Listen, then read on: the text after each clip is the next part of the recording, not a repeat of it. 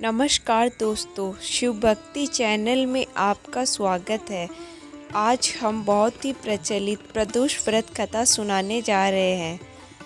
एक गांव में एक निर्धन विधवा ब्राह्मणी रहती थी और उसके साथ उसका एक पुत्र भी था। भरण पोषण के लिए दोनों प्रतिदिन भीख मांगते थे और जो भी मिलता था उससे अपनी भूख को शांत करते थे। ब्राह्मणी कई वर्षों से प्रदोष व्रत का पालन करती आ रही थी। एक बार ब्राह्मणी का पुत्र त्रयोदशी की तिथि पर गंगा स्नान के लिए निकला।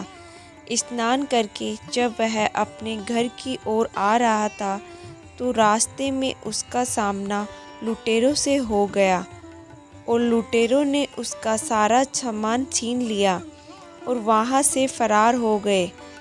कुछ समय बाद वहां राज्य के सैनिक आ पहुँचे और उन्होंने ब्राह्मणी के पुत्र को लुटेरों में से एक समझकर राजा के सामने प्रस्तुत कर दिया। राजा ने उसको लुटेरा समझकर उस ब्राह्मण युवक की दलील सुने बिना ही उसे कारागार में डाल दिया। रात्रि में राजा के स्वप्न में भगवान शिव आए और ब्राह्मण युवक को मुक्त करने का आदेश देकर अंतर्ध्यान हो गए।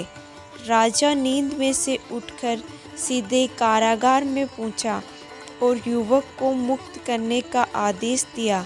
राजा युवक को साथ लेकर महल में लौटे, जहां राजा ने उस युवक को सम्मान किया और उसे दान में कुछ मांगने के लिए कहा और युवक ने दान के रूप में सिर्फ एक मुट्ठी धान मांगा।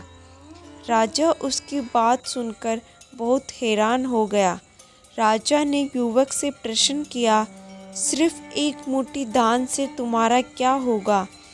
तुम कुछ और भी मांग सकते हो।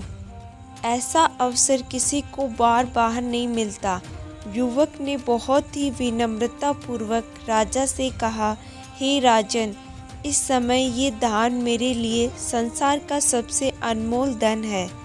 मैं इसे अपनी माता को दूंगा, जिससे वह खीर बनाकर भगवान शिव को भोग लगाएगी। फिर हम इसे ग्रहण करके अपनी भूख को शांत करेंगे।